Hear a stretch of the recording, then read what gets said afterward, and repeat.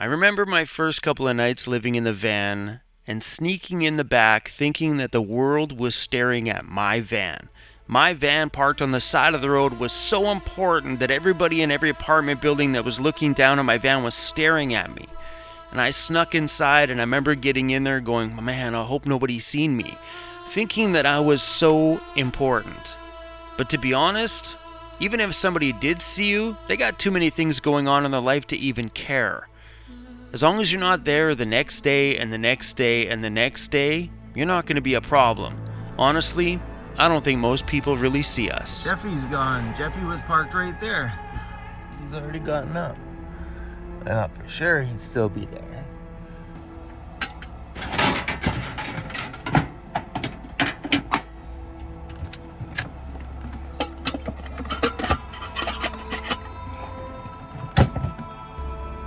Morning, little buddy. Good morning, little Cruzy. Hey, good morning.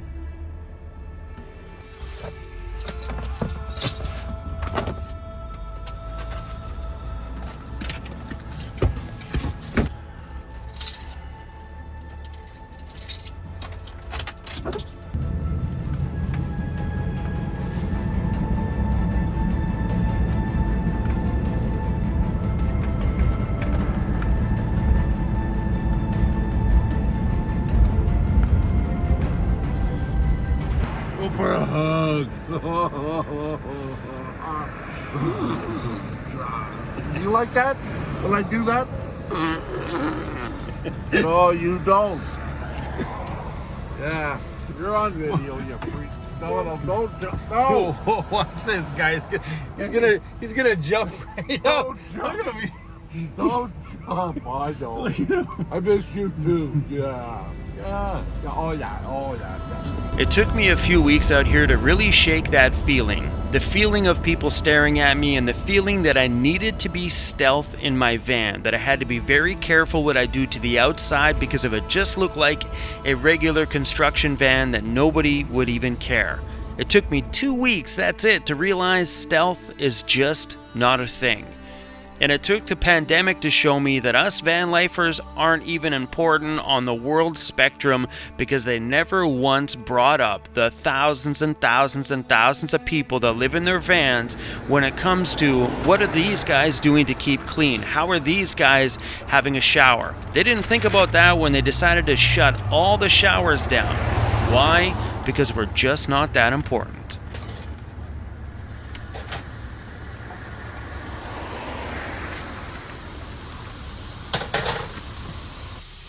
I've really been enjoying these last couple of days, just kind of just living in the van. Like, in the van. Normally I live out of the van, which means like exploring in the backcountry, but the weather being colder and a little bit miserable sometimes, I've just honestly been enjoying time in here. Like all day yesterday, in the van. Today, in the van. It's so great. We're out of propane in here.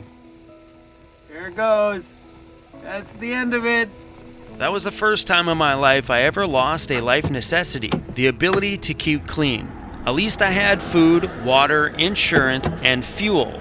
I couldn't imagine losing fuel, man. That would be insane.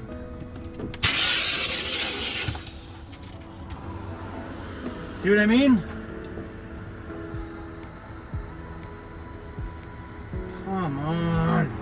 And that, my friends, is why you put these in very safe places. Looks like I need another one of these cables. That one's leaking. I'm glad I have my outside burner for times like this. You know, if I didn't end up buying this separate one for outdoors, what would I do right now? I'd be hitting up the drive-through. So my propane setup over there by the door definitely takes a lot of stress. This one here, everything is all metal all the way through. I always find on the other one, because we have the hose attached to it, that the hose gets bending and moving. And even if I were to secure that bottle right there, it still gets moved every time I try to take it out, try to undo the bottle. I've been doing this system right here for 4 years now. And I've gone through, this will be the second propane hose in 4 years. So not that bad. I should actually, now that I have the shop, pick up a few. That way I have some stock, because you never know in the world when things go sideways and I just need an extra one and I can't get any deliveries. So I'm pretty glad I bought this little Jetboil. Due to weather-related impacts to the Trans Mountain pipeline and damage to the roadways, there is a reduced but steady supply of gasoline. As a result, today, I am bringing in 2 new orders under the Emergency Program Act. Non-essential vehicles, including the general public, will still have access to gas available through retail gas stations. But people in southwestern British Columbia, Vancouver Island, and the Sunshine Coast will be limited to 30 liters per visit. There will be temporary shortages, but we are taking this important step to maintain our supply of gasoline. Wow. Dr. Henry's advice. That is insane. Because all the highways and stuff are blocked off coming in or out of most of this side of British Columbia, they're putting gas restrictions on starting right now. Calling Jeffy Bear. Home.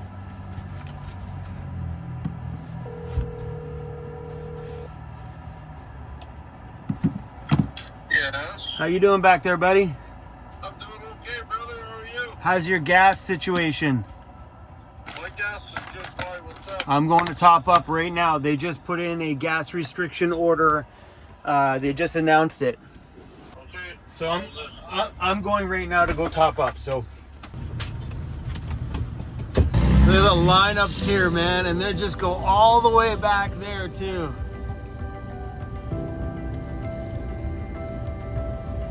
Wow. Crazy, I think the world's falling apart, buddy. There's Jeffy Bear making the mad dash to get fuel. Now the sign says, sorry, pump not available. Dude, this world's falling apart, man. This world's falling apart. Look at the madness. People over there probably hoarding all the toilet paper and stuff. Just lines of cars waiting up for gas. The guy at the gas station here said that 2 other gas stations close to here are out of fuel, completely out.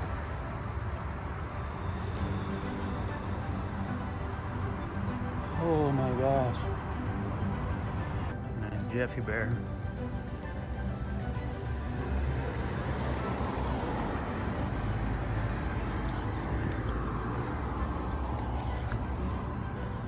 Shh. Don't wake the bear. Are you stockpiling toilet paper and paper towel over there? Nope. Busted bear, busted the bear. No. And I hate to tell you, but I got that on sale for like $4. What? At Shoppers. Wow, I guarantee that's $50 now. Yeah. And I bought those just in case. Yo, you should go back there, sit out front and sell each roll for $4. No. No. Bang! I said that in my thing today. I said I ain't doing that. You watch people, people gonna buy the stuff and sell it. What's up, Bob? Hey, Bobby! I got my heater running right now, and I wasn't really maybe I should shut that off. It's warm enough in here. I didn't know if I should turn it on. I'm like, well, it runs off gasoline from my van, which means if there's no gasoline to buy in the next week, what am I going to do for heat? How am I going to get electricity if the weather's bad? Holy crap. Stuff like this really puts life into perspective, really makes you think, okay, maybe all of these preppers have been onto something this entire time. In a situation like this, well, what happens when fuel goes away? What does happen? What are we going to do? Grocery stores right now are empty out here. There's no meat, there's no bread, there's no dairy, no eggs, there's nothing. They've literally cleaned out these places. I mean, they restock them overnight, but in the morning they just get wiped out all over again. People have just been panic buying like absolute crazy. One thing I definitely will do is I'm going to top my van up every gas station I see all the time, because for me, fuel is 100% essential to my lifestyle. My heater wouldn't be on right now if I didn't have fuel. That's the worrisome part, is you get those people that mess it up for absolutely everybody. Don't forget about us people, us vanners. That fuel is a little bit essential. It's how I keep warm. It's how I keep my little cruisy bear warm. And we use propane gas for food. So please don't buy up all our propane bottles, because we need some stuff too, you guys. Come on now.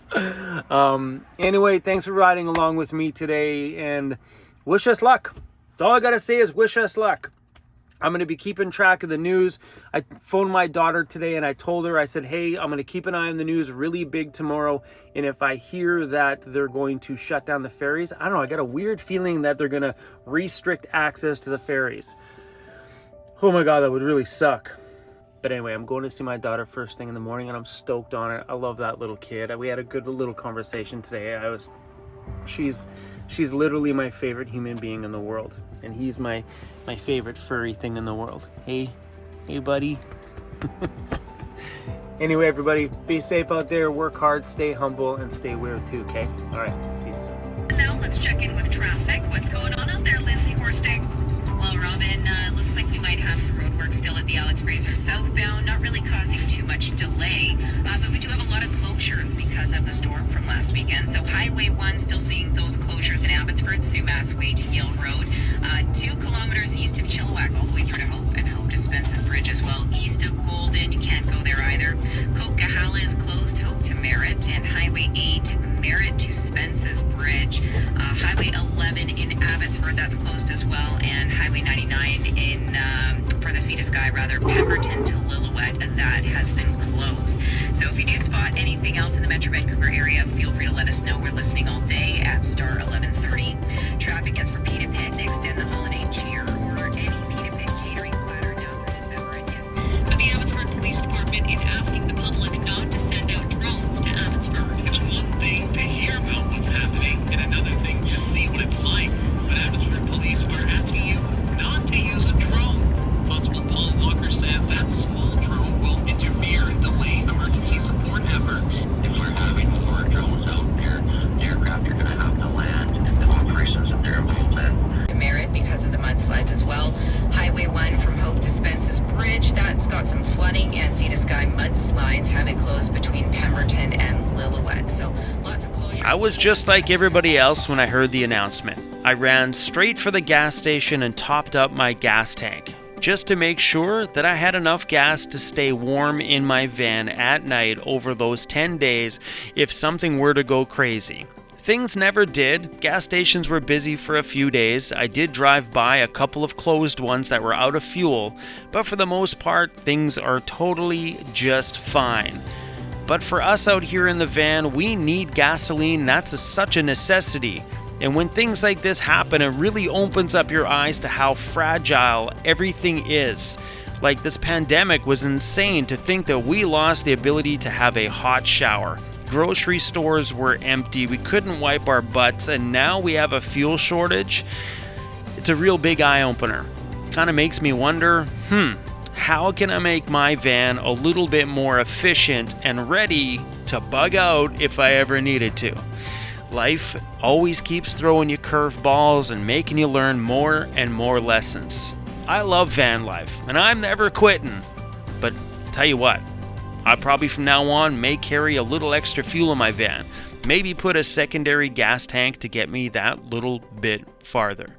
Thank you guys for watching. Work hard, stay humble, and stay weird, and I'll see you guys all on the next one. But we're all good out here. Things aren't as weird as they were on the very first day.